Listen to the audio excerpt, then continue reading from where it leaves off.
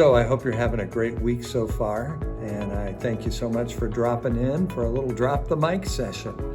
So, we are spending a lot of time in our neighborhoods. We're spending a lot of time maybe out walking just to kind of get out of the house a little bit. And in that, we're surrounded by our neighbors. Some are out walking, others are in their houses, whatever. But I want to take just a minute to think about how we can proactively use this time in our neighbors' lives and in our neighborhoods. So I want to give you a quick acronym. This is not original to me, but it is called BLESS, B-L-E-S-S. And I want to use that as a strategy for us to actively get involved in our neighbors' lives, especially as we think about sharing the gospel, the hope of the gospel with them. So, B-L-E-S-S, let's start with the B. The B stands for begin with prayer. Begin with prayer. The psalmist said, unless the Lord builds the house, those who labor do so in vain. And so we don't want to go out and just, certainly not knocking on doors, that wouldn't be social distancing, but we don't want to just invade without the Lord's blessing. So even as you're on your neighborhood walks, pray for that house. Pray for the people in that house. Pray for them specifically. Pray for their marriage. Pray for their children if they have children, if they're in the house with them. Pray for an opportunity to just bathe your time in front of their house in prayer. Begin with prayer. And then the L of bless is to listen to their story.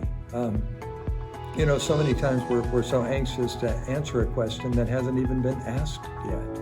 We need to listen to their story, listen to their spiritual story, listen to their life story. Make those opportunities to just connect with them. Listen. The L for bless is for listen. And then the E, normally when I would teach that, it would be to eat together. But in these social distancing days, we're having to adapt that a little bit. So I'm going to call it engage. Engage from a socially distant space, over the length of a dog leash or something, but just engage with that person as you're listening to them.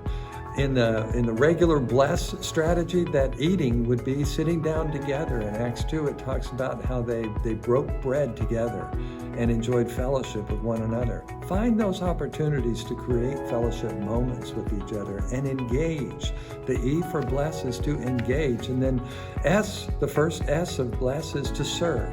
Serve that neighbor. Serve them in a way, everything from noticing that they need some help in the yard, because we can all see that, just picking up the palm fronds as they fall this time of year.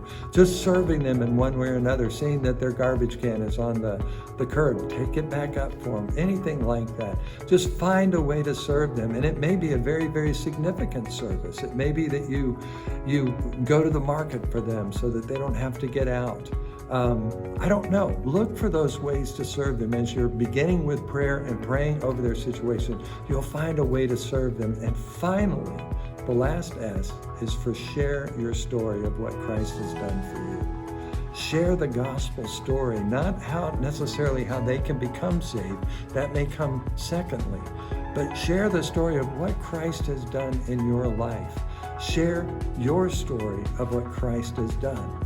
That's the bless strategy. Begin with prayer, listen to their story, engage them or eat together, depending, serve them, and then finally share your story of what Christ is doing in your life. And I just hope and pray that you'll have an opportunity to bless your neighbors and to bless your neighborhoods. God bless you.